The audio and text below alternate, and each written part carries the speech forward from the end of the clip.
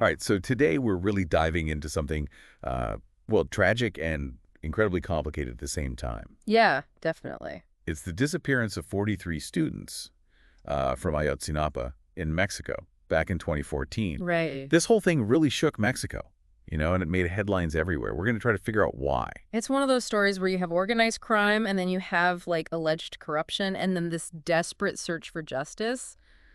It's tough. It really is. We're going to try to get through this, and to help us, we're going to be looking at parts of this letter written by former Mexican President Andrés Manuel López Obrador. AMLO. Yeah, AMLO, right, to the parents of these missing students. He was the president during a big chunk of this investigation, so what he has to say is pretty important. Yeah, but we also have to remember this is just one point of view, Oh, for sure. Even if it's someone as, important as a former president. Of course, of course. So, Kali, try to imagine this. Yeah. September 26, 2014, 43 students, they're from the Ayotzinapa Rural Teachers College, and they just vanish, gone, in Iguala de Guerrero. Whoa. They were heading to a protest, just gone poof. What came after was this tangled mess. Investigations, people saying different things, accusations all over the place. There's a lot to unpack. It is. Aimed at who?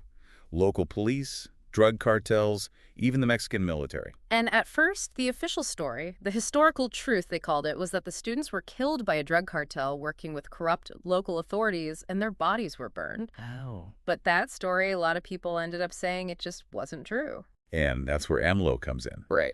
When he became president, he was like, we're finding out what happened. He called it a just and humane mission. He put a ton of money and people into the investigation to chase down every single lead. And you could really tell how determined he was when you read this letter. And one of the first major things that happened while he was in charge was this deal they made with Gildardo Lopez Astudillo. He was supposedly a big part of this whole thing. This is a big deal. Oh, yeah. It changed everything, right? Definitely, yeah. They agreed not to send him to the U.S., and in exchange, Lopez Astudillo said he'd help with the investigation. And that led to them finding the remains of 2 of the students. Wow. It was a huge step, but it still didn't really give them a much clearer picture of what happened. Because while this is going on, there's this whole other story that starts to gain traction.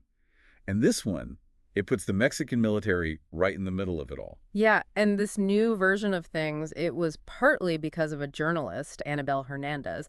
She wrote this book, A Massacre in Mexico, and she directly says the military was involved in covering up drug trafficking in that area.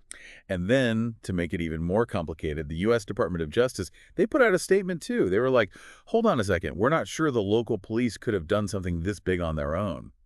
They suggested that maybe people higher up in the Mexican government were involved, maybe even the federal level.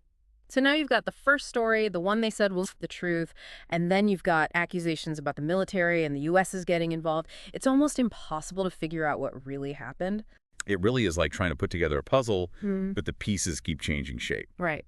So how does AMLO deal with this? What does he think about all of these different sides of the story? He really digs into it, you know? Like, he actually addresses what people are saying about the military right there in his letter. Okay. He talks about how he insisted they cooperate fully with the investigation. Makes sense. And while he's saying, yeah, these are some serious accusations, he's also pointing out that they completely deny being directly involved with the students disappearing. Interesting.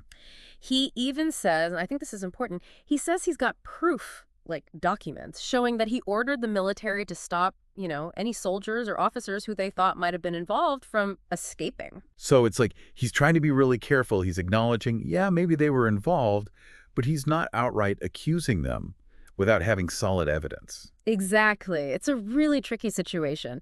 The Mexican military, they have a lot of power. Yeah. AMLO, he's basically trying to, walk this line where he's not stirring up trouble, but he's still trying to make sure justice happens. Right. And it's interesting because even what the U.S. Department of Justice said, even though they didn't directly blame the military, it kind of throws a wrench in the whole thing. How so? Well, they're suggesting this cover-up was way bigger than anyone initially thought, right? Sure.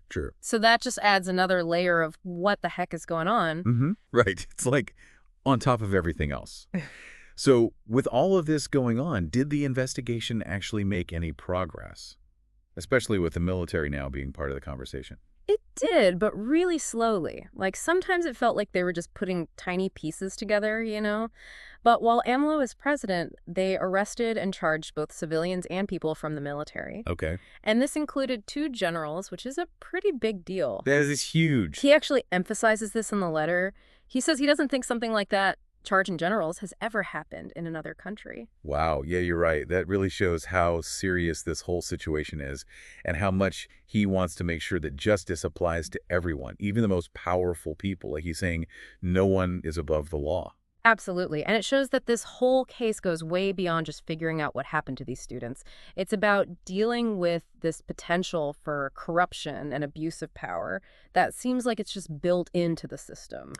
That's a huge task to take on. Yeah. Does AMLO talk about how hard this was, even as president, to actually get to the bottom of? He does. He actually says that even when he gave direct orders to the military, sometimes they just, like, wouldn't do it. Wow, really? Yeah. Imagine being the president and still running into walls like that. He also mentions how tough it was to get any information out of the people they arrested. Oh, so they weren't talking. Nope, total silence, which I think really shows how deep this whole thing goes. It definitely makes you realize how hard it is to uncover the truth sometimes. Yeah. Especially when you're dealing with powerful people and these really deep-rooted issues.